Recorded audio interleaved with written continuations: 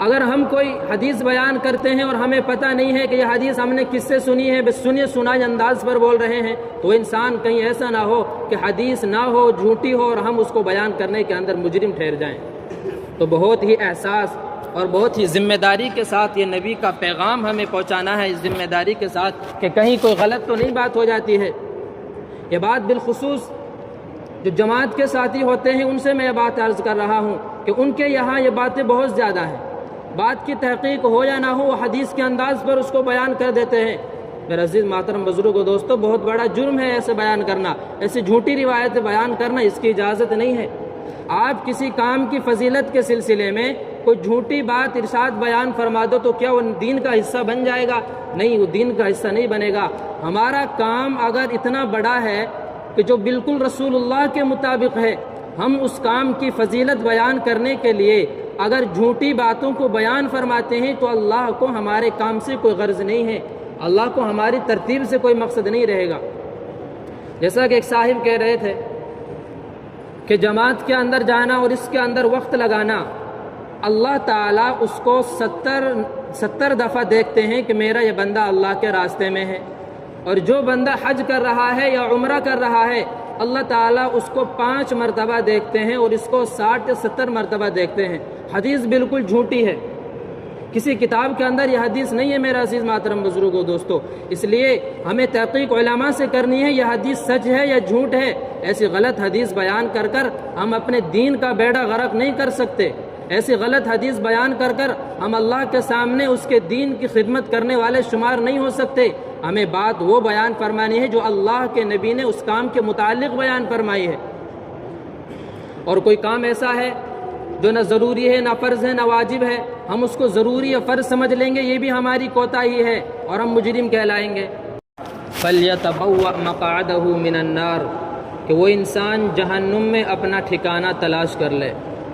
جو انسان اللہ کے نبی پر جھوٹ بولتا ہے، اللہ کے نبی فرماتے ہیں کہ وہ انسان جہنم میں جائے گا، اور وہ انسان جہنم میں اپنا ٹھکانہ تلاش کر لے۔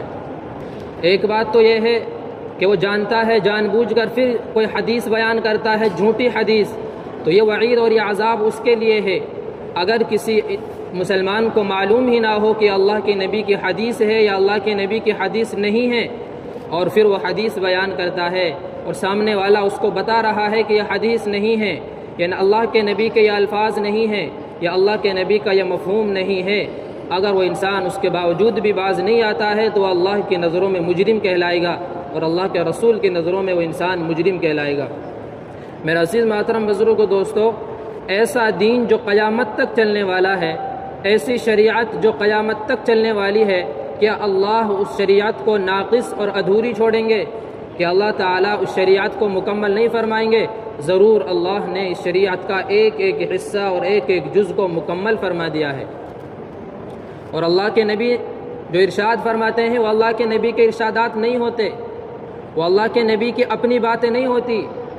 اللہ تعالیٰ قرآن میں فرماتے ہیں کہ جو رسول اللہ بیان فرماتے ہیں وہ اللہ بیان فرماتا ہے۔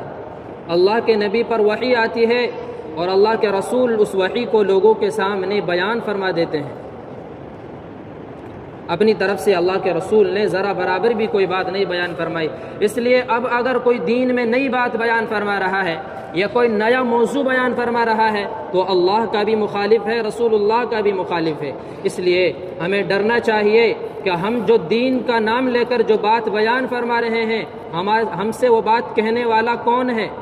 اگر عالم ہے تو ہم دوسرے عالم سے تحقیق کریں گے، اگر کوئی بڑا اللہ والا ہے تو ہم دوسرے سے تحقیق کریں گے، اور اگر بیان کرنے والا کوئی عالم نہیں ہے، کوئی جانکار نہیں ہے، تو آپ اس حدیث پر اعتماد کیسے کر سکتے ہو؟ یوں بات کیسے کہہ سکتے ہو کہ دین کا حصہ ہے یا دین کا جز ہے؟ آپ اندازہ کیجئے کہ جو لوگ حدیث بیان کرتے ہیں ان کا اندازہ دیکھیے۔ محدثین نے لکھا ہے کہ جو آدمی حدیث بیان کر رہا ہے، اگر ہم اس آدمی کو بازار میں کھڑے ہو کر کھاتا پیتا دیکھ لیں تو ہم اس سے حدیث نہیں لیتے۔ ہم اگر کسی آدمی کے بارے میں یہ تحقیق کر لیں کہ اس آدمی کا کھانے کا انداز جائز نہیں ہے، یا ہمیں شک ہے کہ اس کا مال حلال ہے کہ نہیں ہے، تب بھی ہم محدثین لکھتے ہیں تب بھی ہم اس کی حدیث کو نہیں لیتے۔ پتہ نہیں جھوٹ بولا ہے یا سچ بولا ہے۔ جو آدمی حدیث بیان کرتا ہے، محدثین نے لکھا ہے وہ اتنا بڑا اللہ والا ہونا چاہیے، متقی اور پرہیزگار ہونا چاہیے کہ عوام کے اندر، معاشرے کے اندر اس کے خلاف کوئی ذرہ برابر کوتاہی معلوم نہ ہو۔ اور آج اس آخری دور میں امت کا حال یہ ہو چکا ہے کہ انسان کتنا ہی بڑا گنہگار ہو اور حدیث کا نام لیتا ہے تو لوگ یقین کر لیتے ہیں کہ یہ حدیث ہے۔ نہیں میرا عزیز محترم بزرگو دوستو، جب تک ہم علماء سے تحقیق نہ کر لیں یہ حدیث ہے کہ نہیں ہے، اس وقت تک ہم اس حدیث کو آگے نہیں پہنچا سکتے، ہم جھوٹے شمار ہوں گے اس روایت کو بیان کرنے کے لیے۔ جس حدیث کی مکمل تحقیق نہ ہو، علماء کرام اس حدیث کو مسائل کے طور پر استعمال نہیں کرتے، لکھا ہے کہ تقریروں میں بیان کر سکتے ہیں۔ میرا عزیز محترم بزرگو دوستو،